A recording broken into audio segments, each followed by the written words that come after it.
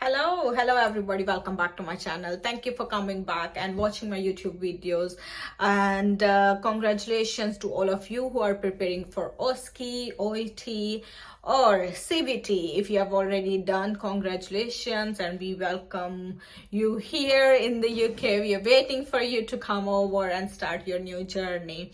So today topic we are going to talk about is nurses salary in the UK, and how much do you earn if you do bank shift, or what's your normal salary without the overtime and without the night duty and weekends. So let's get into the video without any further delay. Thank you. So as you all know, if you do weekends, Saturday and Sunday, or night duty, you get an increase in your salary. So there is it's depend on your organization, it depends on your contract, how much you signed it for. But for us, I think if you do night shift, it's 30% increase, and it's for Saturday and Sunday. I'm not sure exactly with the numbers, but I think it's more than 30% for Sundays, but not for Saturday. So Sundays are always very good wage if you want to work some extra. If you want, even if you do as bank shifts are like what that shift, extra shift that you do in your trust, you can do in your department. So they post all the vacancies for that particular day. For weekends, for all the days, you can see there is an app called Allocate Me, so you can check all the available duties, and then wherever the duty is available, whether it's in your ward or in any other ward in your hospital, so you can book that duty and go for work as a bank duty, as an extra duty. That is called bank. That's your extra duties than your normal duties. So we do work 37.5 hours per week, so additional 30, you can do 20 hours, but due to COVID they reduced the limit of the hours that you have to work. But in our trust it's back to 20 now, so it depends on your trust if they're still doing unlimited hours, or if they are back to 20 hours per week. All right, so you can work 37.5 hours. That's your regular shifts. If you want to split your shifts in morning or evening or night shift, whatever you prefer, you can request it to your manager, and then you can do the shift. They are quite flexible, so it's a good thing. So for me, I don't do night shift, but I can do, sometimes I do weekends, but not every week. My husband is off every Saturday and Sunday, so I don't usually go for weekends also. But if I have to, I usually choose Sundays instead of Saturday, and because obviously it's more money than Saturdays, and I don't do nights.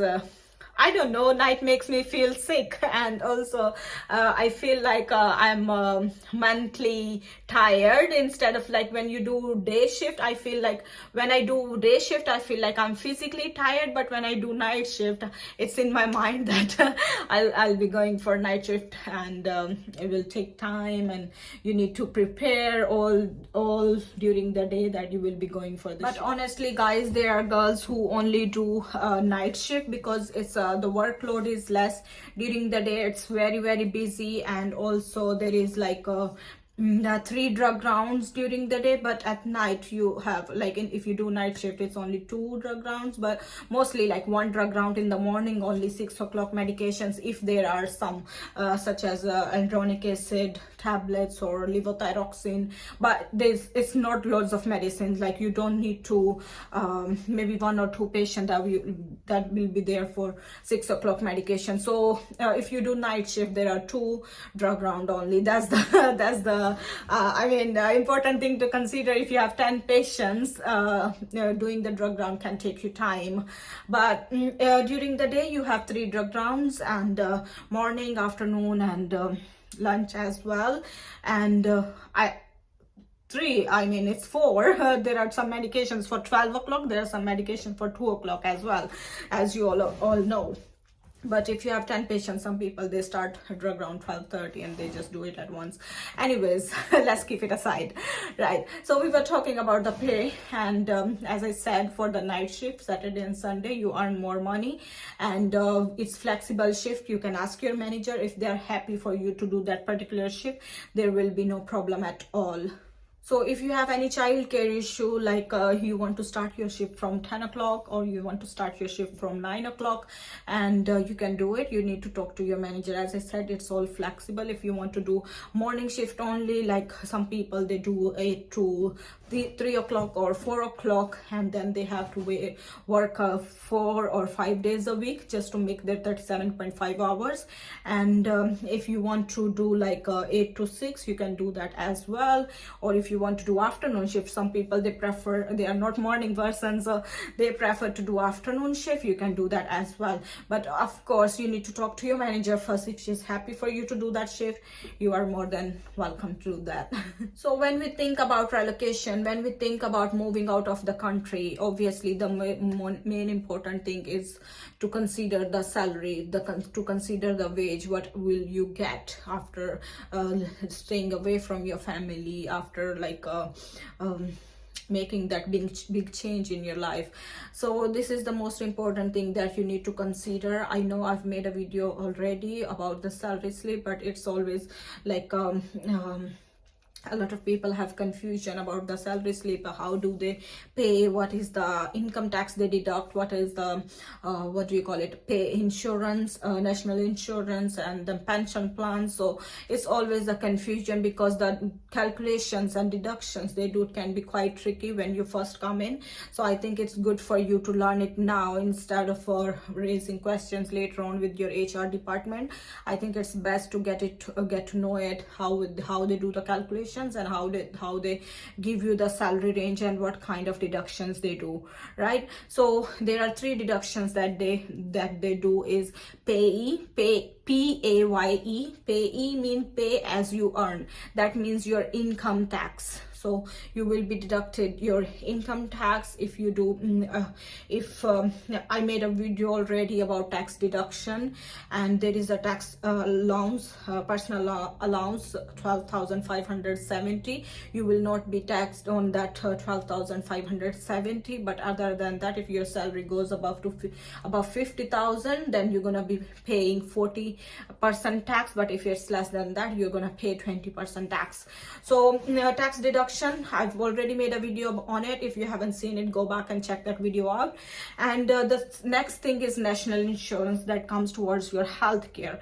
Now the medical is all free here, so it's all about your healthcare insurance. NI, it says NIA in your payslip, it says NIA, national health insurance. National insurance, it will be deducted from your salary. And the next thing is pension. So you have applied for when you sign your contract, you will be automatically enrolled for the pension plan, and then they will be deducting pension. So it depends every month.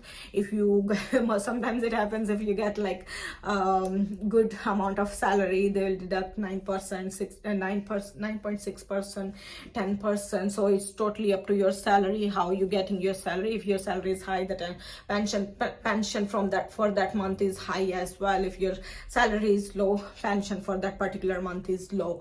So these are the 3 things only they deduct. But obviously some organization, when you join the trust, they give you allowance like a bonus for let's say we got, I think, for 500 pounds, but some they give 1,000 pounds. And obviously they're gonna tell you if they're gonna deduct it from your salary later on or not. So for us, they deducted like 250 in the first 2 months, and then we were all right. So just keep in mind, if they have paid you anything, they're gonna take it back as well. So that would be the 4th deduction. All right. And also sometimes if they make any error in your pay, like they pay you extra, so or by mistake they pay you extra or they pay you less, you're gonna get it in the following month, and then you will get an email saying that there was an error in your salary and we are going to correct it this month. All right. Right, as you can see in my salary slip, the first point is basic pay. The basic pay is 162.95 and paid is 162.95 as well. The rate they are paying me is 13.1 per hour, and the amount I got is 2137.92. That is my basic pay. Then Saturday I've done like 11.50 earned, three paid is 345, and the rate is 13.1 as well. So as you see, Saturdays are not that much. For Saturday, I got 45.27. I think I did one Saturday, and Sunday is 23. Paid is 13.8. 181 for 2 Sundays. That was for my Saturday, Sunday, and basic pay. I've told you already about the deductions. As you can see here, pay as you earn is 263.20. They deducted, and then national insurance 204.21 was deducted.